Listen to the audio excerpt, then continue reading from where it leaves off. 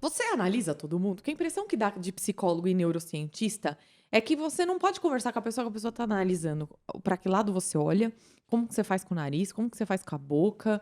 Aí você fica naquela coisa assim, tô sendo analisado. Você analisa todo mundo? Então, É fica involuntário. às vezes é meio involuntário.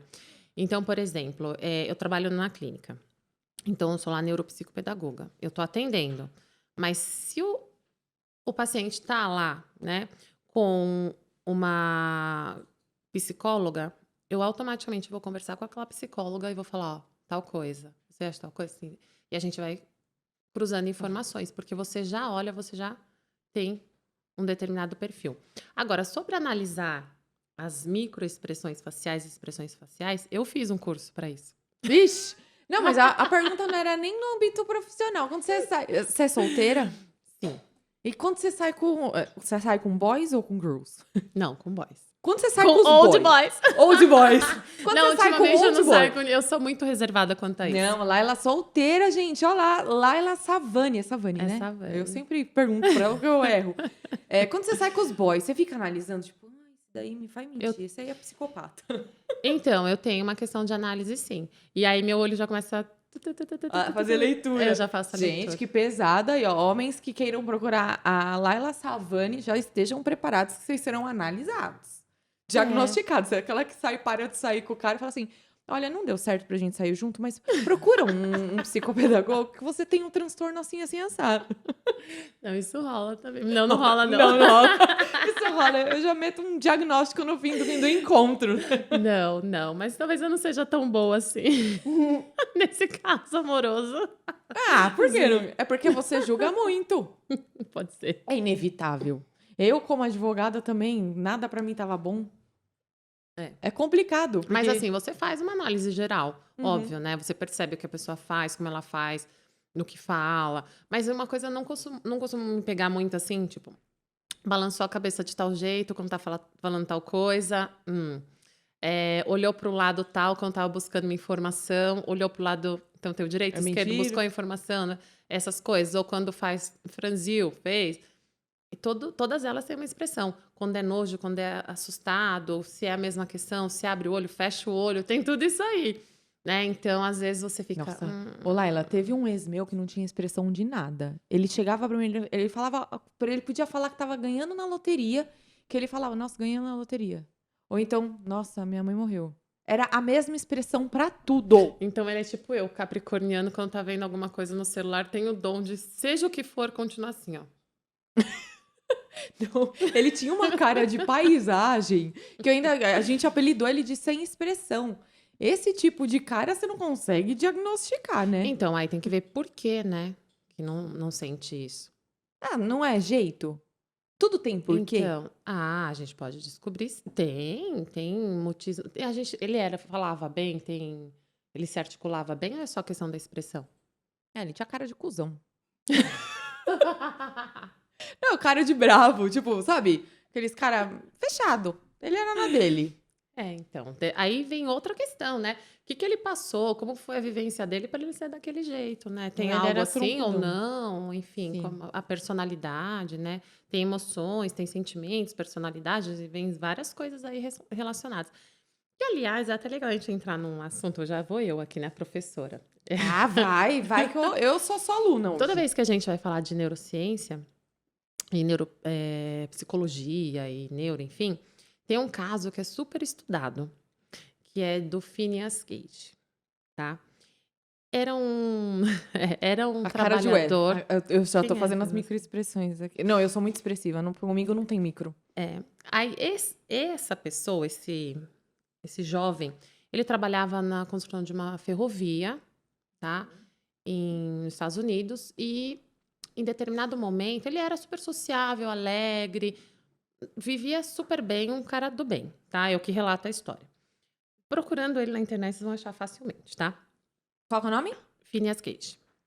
Aí, o que aconteceu com ele? Ele estava fazendo um procedimento e uma barra de ferro entrou na bochecha dele por aqui.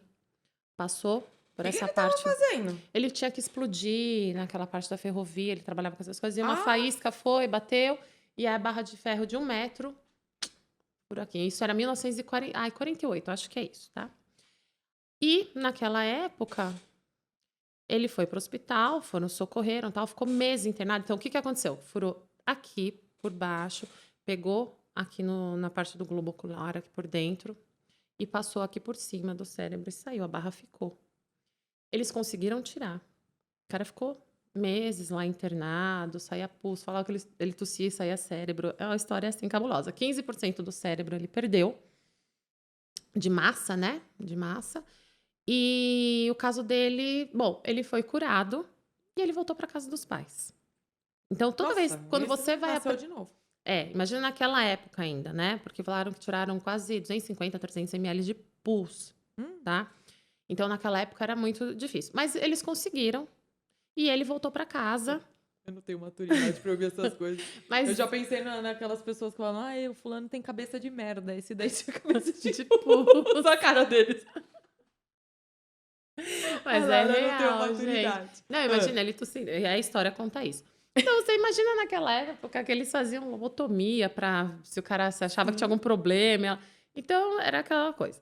Bom, então todo mundo que estuda essa área vai conhecer esse caso. A gente começa, geralmente, aprendendo sobre esse caso do Phineas, né? E o professor conta, a gente fica, nossa, aquela impactada, né? E aí, ele foi para casa e o que aconteceu? No começo, estava tudo bem. De repente, ele voltou andando, tal. Aí ele começou a ter alterações comportamentais.